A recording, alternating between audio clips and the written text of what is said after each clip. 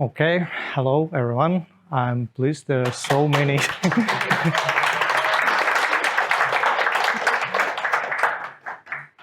there are so many people around wishing to actually hear my rants about programming languages. And thank you, Devclub.lv, for giving me the opportunity to speak about that really interesting topic.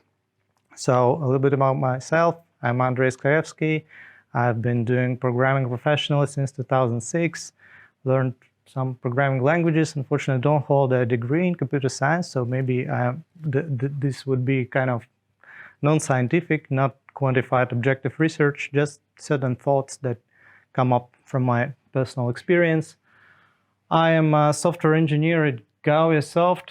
One of the things that we're doing there is easy-to-use machine learning tools.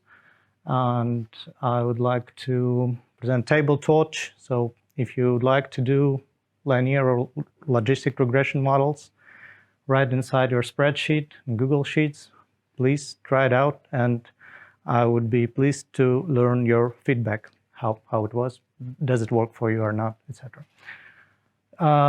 About today's speech. So could you please raise your hands whoever had an argument with a fellow colleague about whether Python or Java is a better programming language or something of that sort? Have you ever had that yet? So almost everyone probably had it. So yeah, it kind of sometimes it's counterproductive, leads to just holy discussions. My way is better than your way, etc. And I understand that, well, you can do all kinds of stuff in any programming language and very fast things in even the slowest programming language, perhaps. So this is the opinionated and subjective speech. I'm just sharing my own experience, and that's it. So please give it a grain of salt. Firstly, we would discuss certain non-technical things, how the programming language that you use daily impacts your self-identification and business domains that you would likely be working in. Also, a little note on long-term financial outcomes. And then we would continue with the interesting things, the dimensions of success, what makes a good programming language, what are the factors, in my opinion, that make a programming language worth learning, actually. Okay, so self-identification. The funny thing for me is that in the job market for software engineers, we frequently see titles like that, like Java developer, C# developer, Visual Basic architect, principal C++ engineer, etc. And so it's very often that the programming language that you use actually impacts your answer. What are you doing? Like, so what do you do? And many people self-identify with their language. They say, well, I'm a Java programmer. But in my opinion, it's it's kind of funny, because really, what's the difference between Java developer and C# developer in terms of what they can do, what algorithms they know, what databases, etc. they can use. And also, there is this thing that certain programming languages just have their popularity related to certain business domains. So when you make a decision to learn a certain programming language, perhaps with an idea to use it at work sometime in the future, you might consider where it's actually used for, what's good for. So well, I've seen front-end web development in Java with a thing called Google Web Toolkit, GWT. I've also seen server-side code with Node.js. And so all these things possible, and you probably can use Turbo Pascal for web development as well. But you know, it doesn't mean that these are good ideas to follow to use. So certain languages are better at certain tasks, if you may think about it this way. Yeah, this is obviously not a financial advisor. I'm not a financial advisor, etc. Disclaimers, but just I wanted to make it that point that the difference is real, and if certain programming language A pays 1,000 euros a month and certain programming language B pays 1,300 euros a month, just a hypothetical example, then assuming a 4% increase, annual increase in salary in 20 years, the difference would be 100,000 euros. So it actually quite huge in terms of long-term outcomes. And when you make a decision to learn certain programming language, perhaps a good idea would be to look at the job market and to see whether it actually might make sense or not. Okay, now to the interesting things, the dimensions of success. This, again, my subjective opinion, and this is kind of just my personal framework of what to look at when you make a decision on whether it makes sense to learn certain programming language or not. So one dimension is compensation. We already talked about the financial aspect of it, but there is also other kinds of aspects like fun. So fun is extremely important aspect. You would like to enjoy actually working. So I imagine you may work on very highly efficient things in a very particular programming language, and come and at the end of the day feel really tired and not feeling this fun aspect of it. But with other languages, the picture is really different. So if you just program with one language, then I would really recommend to learn others to just find out whether it's programming that's not fun, or maybe there are just other opportunities to have more fun with it. The other dimension is resource management. So resource management is extremely important to me, at least. So this is the question of what are the idiomatic ways of dealing with memory, with the processing power, with the I/O, with the network, etc. What are the idiomatic libraries for that programming language? Of course, you can do all the various stuff in all the different languages, but there are certain limitations. If you use unsafe in Java, you can basically do anything with the memory in an unsafe fashion.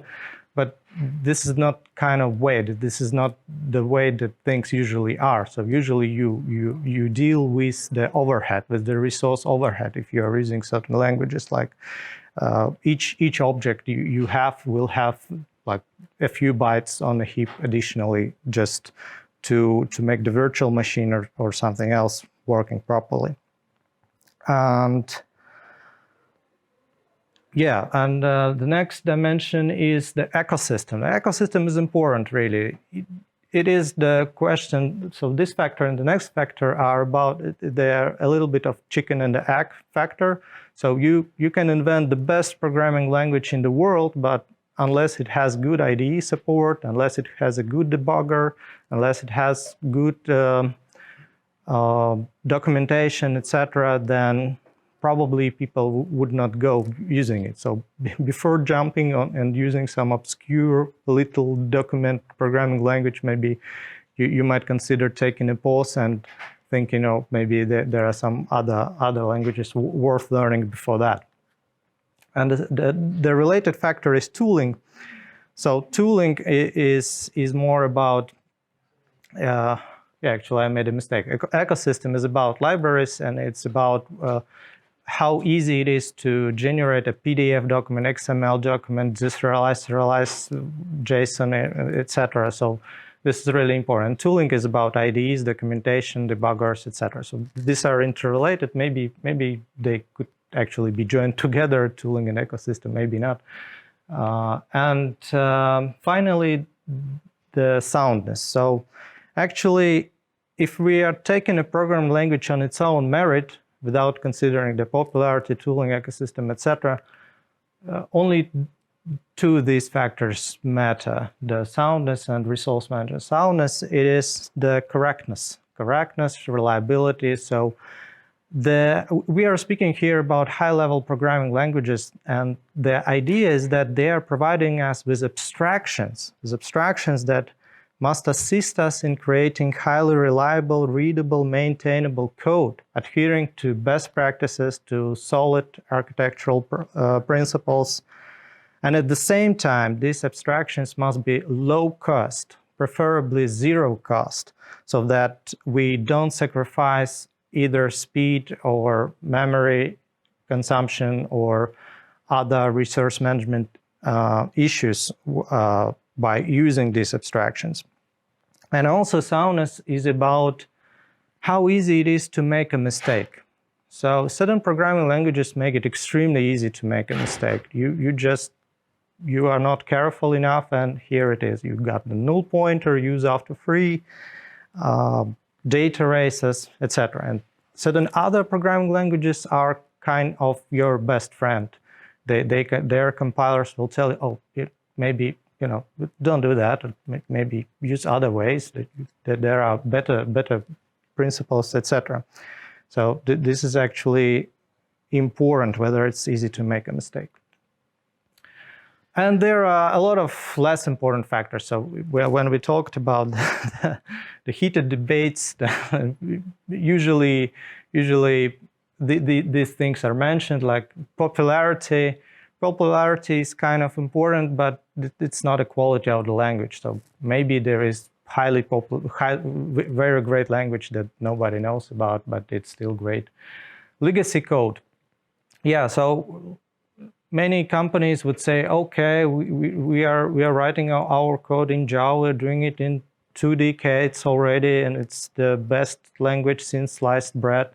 And we'll use new libraries, but the language is the same. However, I have such an idea that probably good growing companies in the next decade will write more code than they did in the previous decade. So it makes perfect sense to do once in a decade certain review, whether we are going the right direction actually, because maybe there is a programming language that has 30% increase in productivity. So, and if you make a conscious decision, if you evaluate and if you go in other direction, then in the next decade you would be 30% more productive than your competitors. So probably it makes sense to make such reviews. So yeah, static dynamic, kind of important question, but again, as I said, the business domain thing is important here. So sometimes it's important, sometimes less important. Green threads, multi-threading paradigms, certain very specific libraries that you say, well, I'm programming the Go language because it has green threading, everything is asynchronous, everything is so efficient. But the languages are actually converging. So many other languages have asynchronous primitives as well, as asynchronous concepts integrated into them as well. So I don't see much value in that. So functional or imperative, that's a huge debate actually. But yeah, in my experience, the things are also converging. So most imperative languages that we would be talking about today have functional elements nowadays. So they have lambda expressions, they have filter map reduced in them. Some of them have language integrated queries, so really great stuff. But some people just want to say things like a monad is a monoid in the category of defunctors. And yeah, it's cool to, and it feels smart to think about your code in certain highly abstractive ways, but actually a lot of software is about mutating state, changing state, working with the databases, and I'm not convinced that a purely functional language might really make you more productive than a mixed language with functional elements. And object-orientedness. So object-orientedness is an interesting thing. So there was an idea in the 1980s that you could append functions to data structures and call them methods and have all kinds of stuff like overloading, experience, inheritance, the overriding virtual tables, etc., etc. But at the end of the day, sometimes there is a certain feeling that it went too far. So if you have classes in your code like I don't know, database pooling provider factory, and you say, well, it's important that it's an object. Well, really not everyone might be convinced, because maybe you could structure your code in a way that would still adhere to solid principles. So solid principles are really important in constructing software, but it doesn't mean that you have to use object-oriented language to adhere to those principles.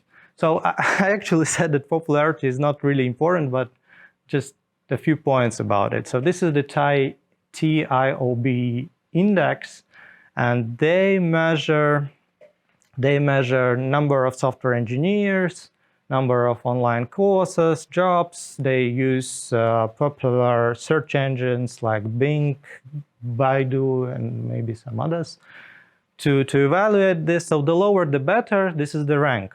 Okay, and what we see here, I would like just to quickly underline two factors, is that C and C++ are really resilient. They have been in top 3 for a few decades and might continue to be that, might be not. And this is not related to legacy code. You might argue that, but it's probably not, because, for example, the Pascal language was extremely popular in the 90s, and it's almost disappeared by now. I don't know anyone here using the Pascal language, but probably some people have learned it sometime in the past, which was really popular. And also interesting thing that among the top 10 languages in the TIOB, only 2 languages are not kind of the same, the object-oriented imperative languages. So this is only the assembly language, which you learn to understand how CPU works, but probably never use again after learning. I really haven't seen much assembly code in my life. And SQL, the structured query language, which I think most people don't learn intentionally, but use all the time if they interact with relational databases. But things are changing as we are going into cloud, and in the cloud, the NoSQL databases are kind of more prevalent and sometimes more easier actually to use. So whether the SQL would continue to be popular or not is an open question. Oh, what I did, I turned thing off. Okay, lucky day. So there is a striking difference between the popularity picture and the Stack Overflow survey about loved and dreaded language. So as you see, Python is kind of as popular as it's loved, but certain other languages like C++, C, and Java are not nearly as loved as they are popular. So this is an interesting picture, actually. Also, Rust has been #1 most loved language for a few years in the Stack Overflow developer survey, but it might be related to the fact that many people coming to Rust are actually coming from C and C++. And you see, the contrast makes a certain impression, probably, yeah, because if you come after C to Rust, then there are many reasons to love Rust. I did it again. Never mind. Yeah, and top paying, so I had a slide about that before. So yeah, the difference is real, and it pays to do your research. And maybe the regional market might have certain differences. The Stack Overflow developer server is the global one, but yeah, maybe there are certain differences, notwithstanding the level of experience, etc. So how to learn? Yeah, great question, actually. Excuse me. How could you actually learn a new programming language. So you're working 40 hours a week using your employer's choice of the language usually. And what would be the best thing to do? I am of the opinion that nowadays the best idea how to learn a new language is to actually develop something in that particular language. So if you take Rust, you might develop certain web service, or if you take Go, you develop microservice remoting, something like that. If you take Python, you would do machine learning models, etc.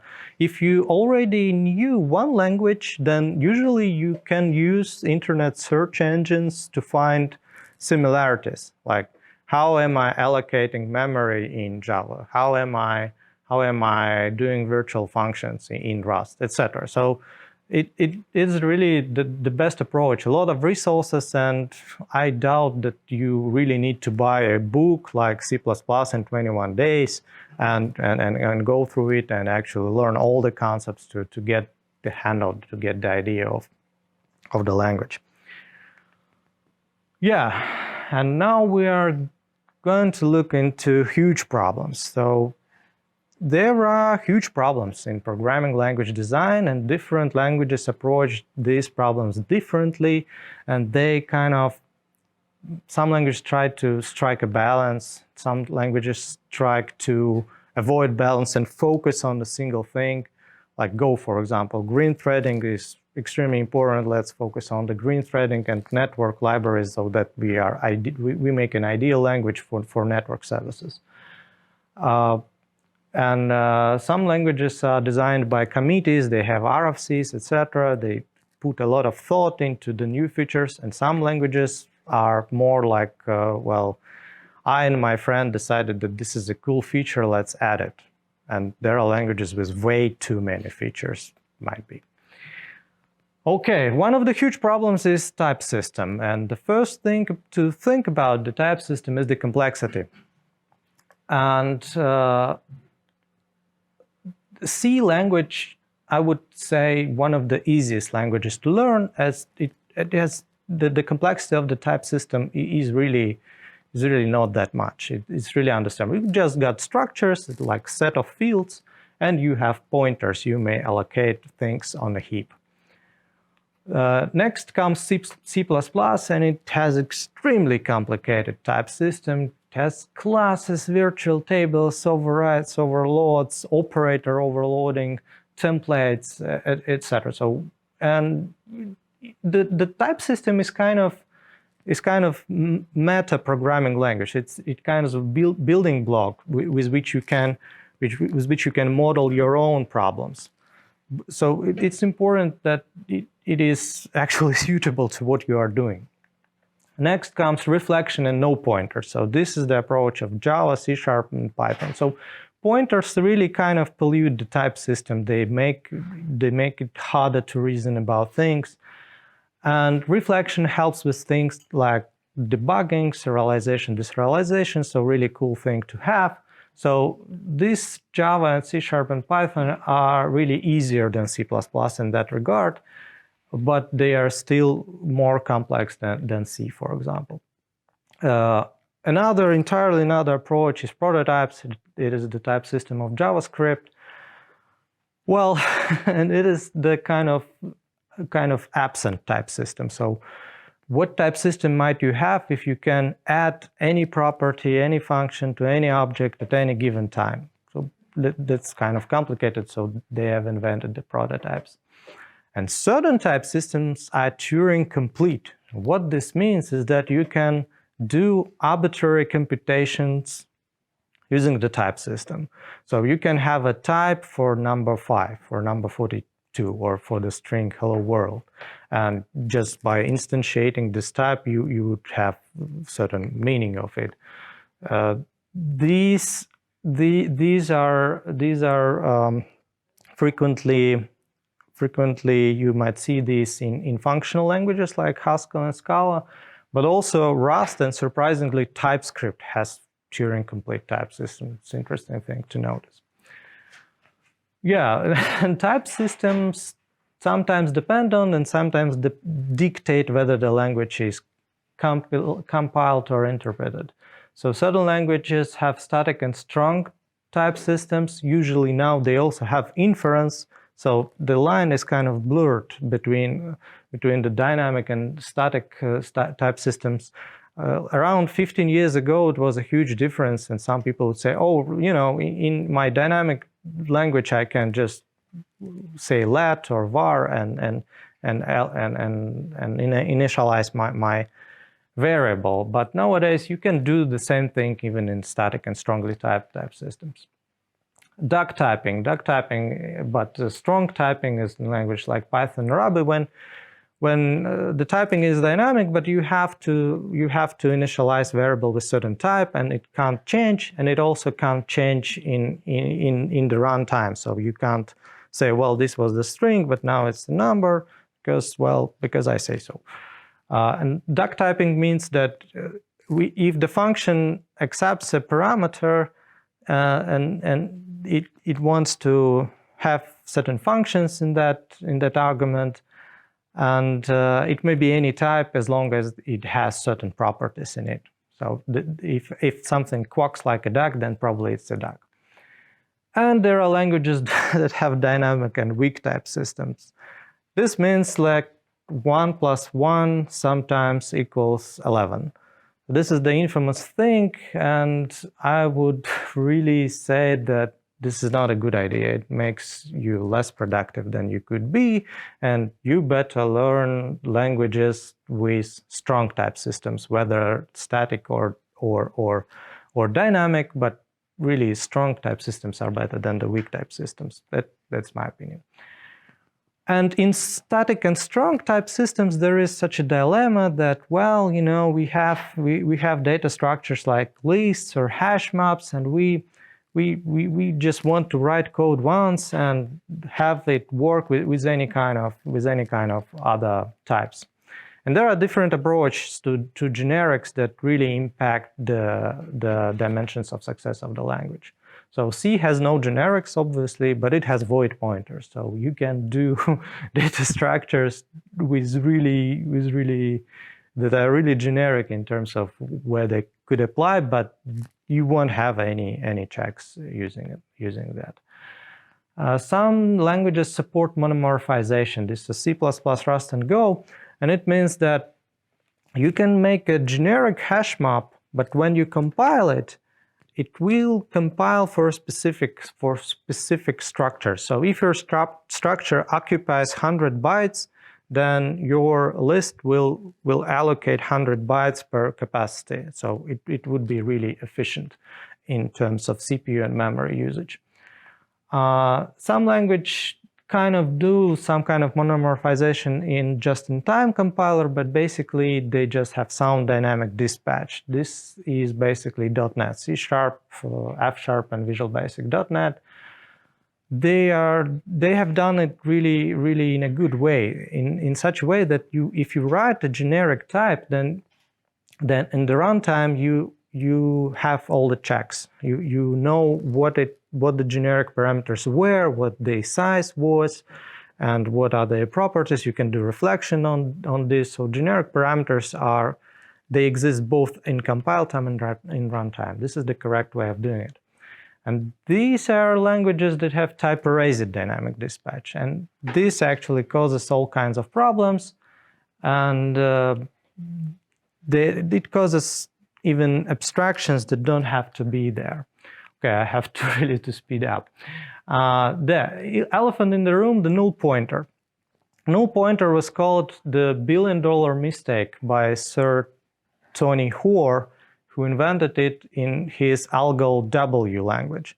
So really, null pointers were introduced in Algol-W just because they were too easy to implement. That was the answer of Tony Hoare when he was asked why it was introduced. And many languages have it. And it's surprising that even some new languages like Go, for example, introduced the null pointer. There is really very little reason to do that. Null pointer is a huge problem. I think maybe a third or even a half of all the exceptions, when you lock your exceptions from the server, you really just, a lot of cases, you just null pointer. This is really a shame to have null pointer in a model language. Some languages attempt to fix it, and these include Kotlin in JVM space, and F# and C#8.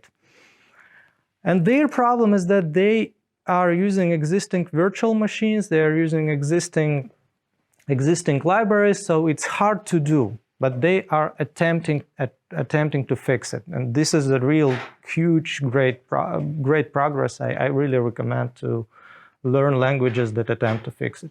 And some languages don't have it at all. So Rust and Haskell, they just don't have null pointer unless you badly have it. So Rust has unsafe code, for example. If you really want to have null pointers, well, the compiler won't stop you.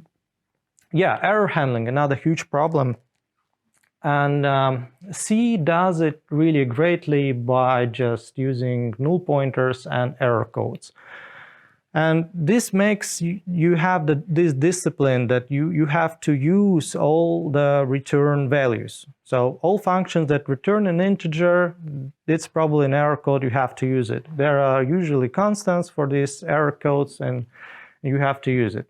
However, the problem is in C that if you don't use it, well, the compiler will not issue a warning. Well, you didn't use the return value. Oh, okay, I don't mind. A lot of languages, especially object-oriented languages, unfortunately have exceptions. And exceptions are kind of go-to statements. So you are calling the function, but you have to expect that, well, maybe it would return your value or do the thing that you want it to do, but it also can throw exception.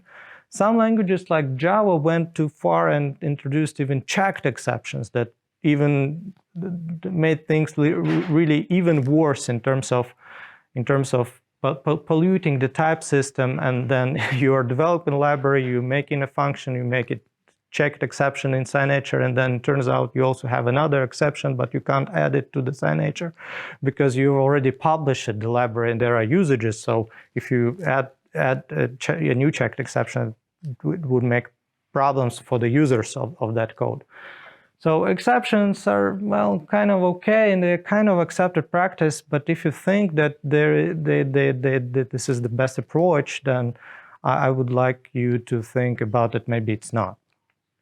So I am of the opinion that the best approach is the must-use return values.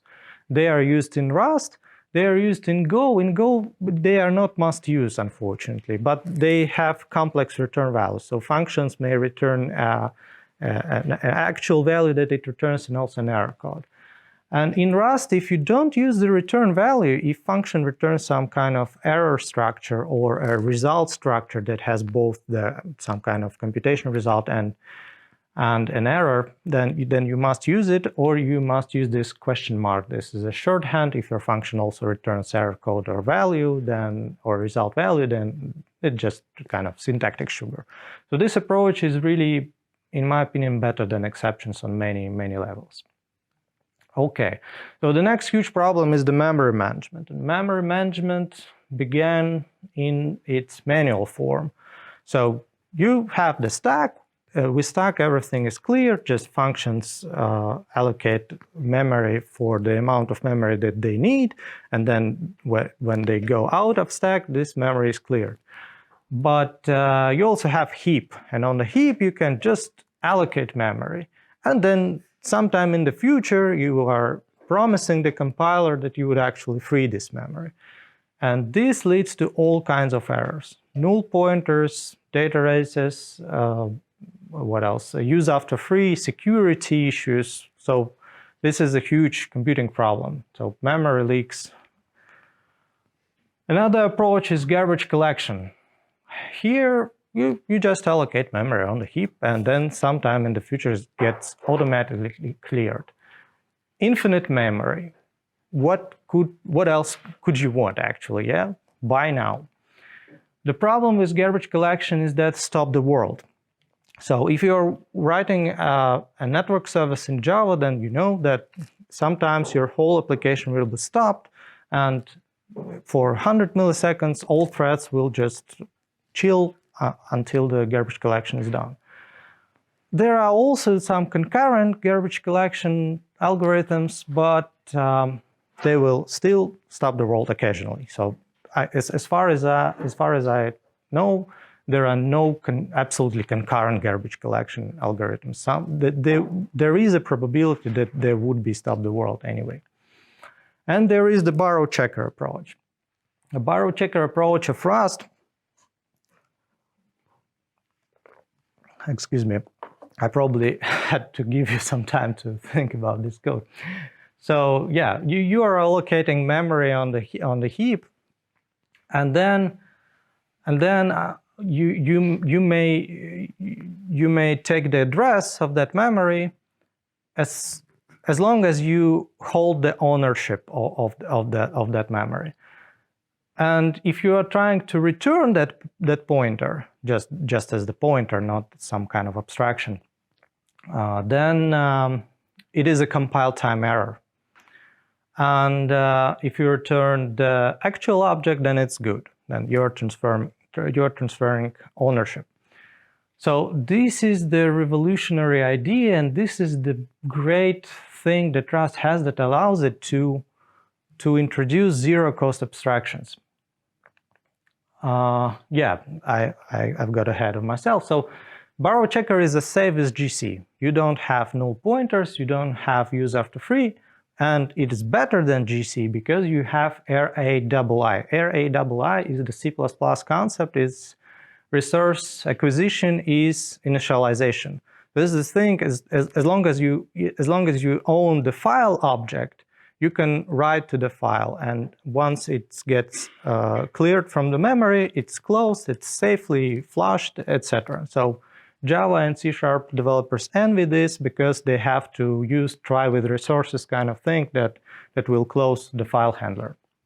It is as efficient as manual memory management, well, because there are no garbage collection, and actually it's even more efficient than memory management. I would argue that it's more efficient because you don't fear the memory leaks, and you can use pointers instead of smart pointers and use less overhead. You don't use reference counted objects, you just use objects. And it paves the way for zero-cost abstractions. And the only thing the only drawback of it is that the type system is with pointers. So if you have some kind of structure like customer, you will have certain pointers like copy on write, it's cow pointer, like box and arc, etc. So if someone invents a programming language that has a borrow checker but doesn't have pointers in the type system, that would be really great. So this is the trade-off that you have to think about your pointer types. And zero-cost abstractions in Rust are filter map reduces fast as cycles, asynchronous futures are as fast as and memory frugal as synchronous code. The serialization possibly uses the same buffers. This is really mind-blowing. You can get JSON and use a safely typed deserialized object that references the same buffer from where you have originally parsed the value. And it has fearless multi-threading. So yeah, everything else is obsolete. You actually need to learn Rust. It's a great language. But the cost of it, in my opinion, is fun. So Rust compiler is really your best friend. It will usually fail to compile the first time. It will usually say, oh, maybe use other approach, use better approach, that you could do it better, etc. So yeah, and there are other languages that have the same problem. This is the edit, compile, debug cycle. So some languages just really are not good at it. This is the famous XKCD cartoon. Yeah. So what I'm doing there, it's compiling. So yeah, we have some time to slog. Yeah. So some languages compile to machine code and have this problem. So in Rust and in C, you may compile for a few hours, certain huge problem. Of course, there is incremental compilation, etc. It gets faster, but the clean compilation is not fast. Some languages have middle layer, and they are in the middle ground of it. And some languages don't have this problem. This is the JavaScript, Python, and Ruby. And these languages are much more fun to program in because you just hit the save button, you refresh the page, and it all works out very quickly. This is really a lot of fun. So yeah, I have to finish it soon. So another aspect of fun is the ecosystem. And here I would like to mention Jupyter Lab. Jupyter Lab is an example of the great ecosystem for it supports various programming languages right now, but if you're into machine learning, then I'm really recommending you to learn Python. And the reason for that is the ecosystem. The libraries, I'll mention a bit later, combined with the efficiency and interactivity of Jupyter Lab is just great. It's mind-blowing. And also, I would like to say that JavaScript is a lot of fun as well. Maybe many people would disagree, but I'm really a huge fan of the pure vanilla JavaScript. It has gotten really better with time, and you can do great things with it. So strengths of Python, as I said, it has syntax that is close to math. And it's really great. You don't have many auxiliary keywords to do things in Python. It's really feels very great, especially combined with Jupyter Lab. And it has these great libraries like NumPy, Pandas, scikit-learn, Seaborn, PyTorch, etc. to really do things. And all of these libraries are written in C, actually, usually, and they just have Python front ends. So they are extremely fast, even though Python is not really good for fast algorithms programming. Yeah, and again, about JavaScript, it has evolved. The modern day JavaScript really is different from what it was 15 years ago. It has const, it has lambda expression, async, await, etc. It even has classes. I personally don't use classes in JavaScript, but yeah, and it probably won't go anywhere because it works just fine. And it's really hard to beat even by WebAssembly. You know, there is this illusion that you can use WebAssembly and get very fast front-end code, but actually you are still limited by the document object model. So every time you are calling some methods of the browser, you usually have the same lag as with JavaScript. So WebAssembly, it has really very specific usages. It's not universal. So in the end, these are the languages that I would like to recommend learning in next year probably. So obviously it's Rust. Big fan of Rust. It is Python, especially if you are into machine learning. It's just really hard to beat in that. It is Kotlin, especially if you are working with Java, with Java projects. Kotlin, in my opinion, Kotlin is the Java done the right way. I would expect Oracle to just introduce all the features of Kotlin into Java in some time. It fights the null pointers. It has better. It encourages immutable types, immutable data structures, etc. It's a really great language. It is F#, but when I added F#, I have actually thought about, well, which features of F# are absent from C#. And it turned out that C# actually has almost, except very, very functional things and immutability, except very, very certain detail, but it has many things. But most importantly, it fights null pointers. With C#8, there is an option to write code without null references, and it's really a great advantage. And C# has great async await, has great string interpolation properties, etc. And all in all, I believe C# is a very great balanced language to learn. And well, finally, it is a JavaScript. Well, I'm a big fan of JavaScript in terms of fun, in terms of how it makes you feel when you are doing things. Okay, I am off only for 4 minutes. Thank you very much for your attention. Would like to answer any questions or maybe have extended discussion, I think. Why don't you recommend Go language? Because it has the highest salary. Well, if you're interested in that, then perhaps yes. But again, I'm recommending Rust. You know, it has the same salary advantage as Go, but it's really better than Go. Go is a really, you know, Google decided that they need a language to make efficient network services. And my question to them is, well, this is the best you could come up with. You know, you still got null pointers, you still have kind of strange error handling, and well, so the only advantage to Go language is the great ecosystem for network web services, for APIs, RPC, microservice architectures. It's great due to the libraries and due to this green threading. Everything is asynchronous. However, Rust also has great asynchronous primitives, also has great libraries, and other languages that I'm mentioning here, Kotlin especially, are really nice to do these things as well. So I'm just not seeing the great advantages. Also, I would put here maybe SQL, because SQL is just interesting to learn. It's entirely different from everything else. But really, with time, we are more and more using object relational mapping, and we are using things like language integrated queries, etc. So maybe SQL is also not worth it anymore so much to learn as it was in the past. Thank you for the question. Yeah, please.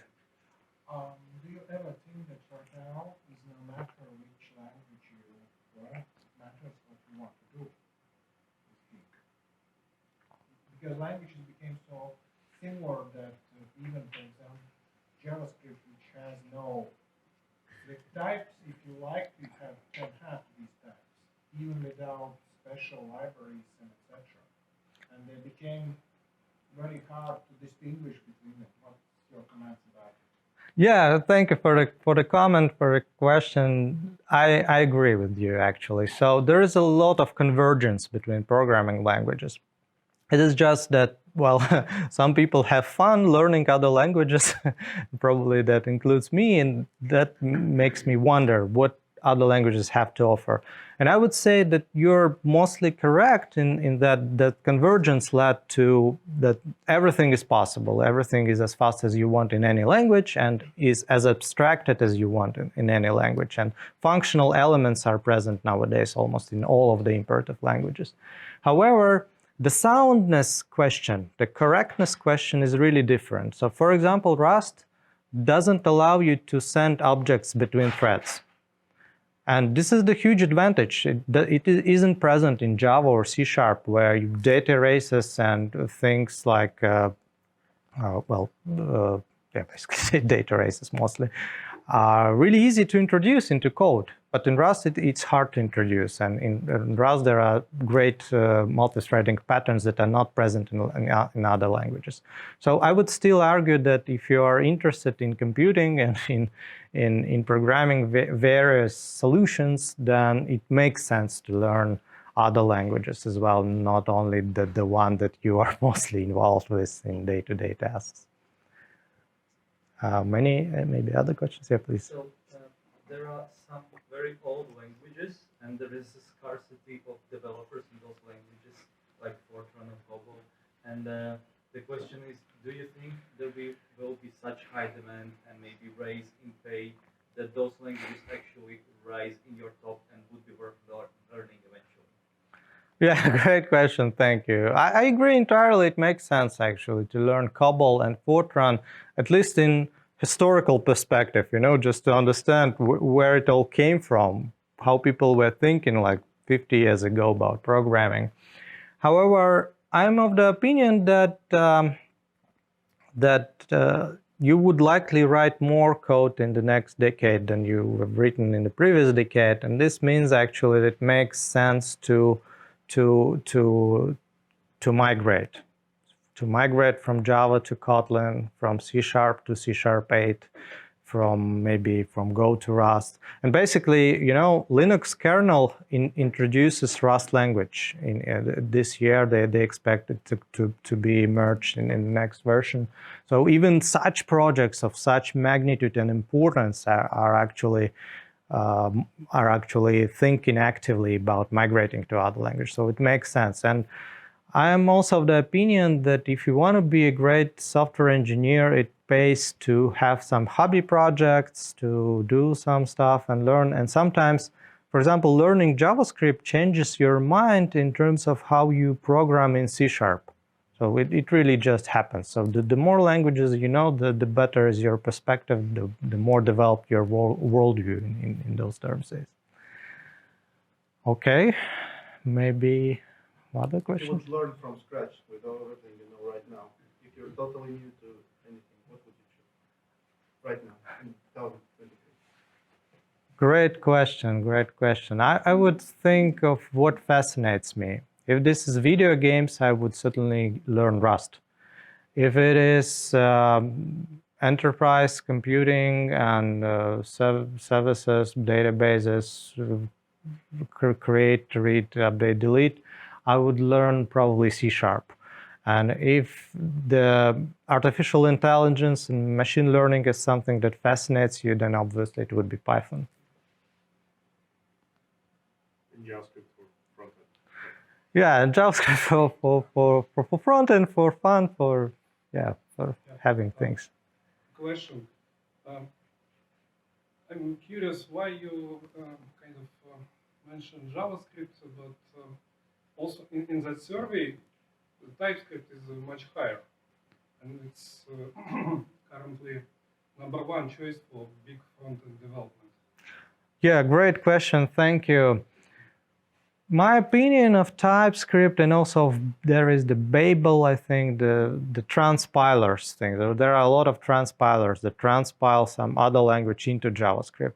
So basically what it does, in my opinion, is that it takes all the fun away from JavaScript, and it makes it kind of enterprisey, statically typing, safer maybe, etc. But for what I use JavaScript for is like React.js, interfaces, UIs, fast things.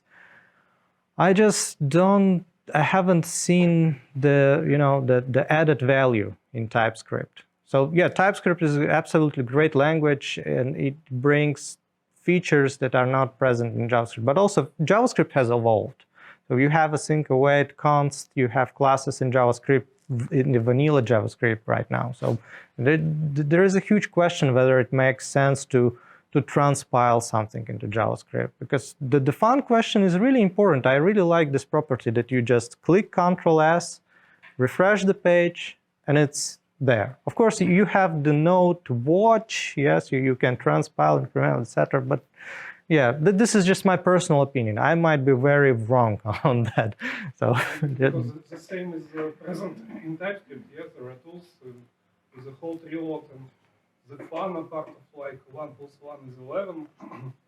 I don't really understand what kind of fun. Yeah, the 1 + 1 is 11. It's not the kind of fun that I like in JavaScript, certainly.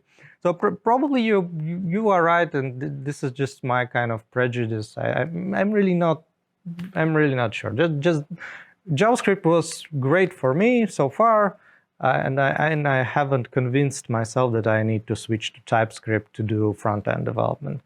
And especially vanilla JavaScript, no jQuery, no many things. Even React.js, it's a great framework, and I used it, and it really simplifies this MVC and the reactive event-driven architecture with Redux especially.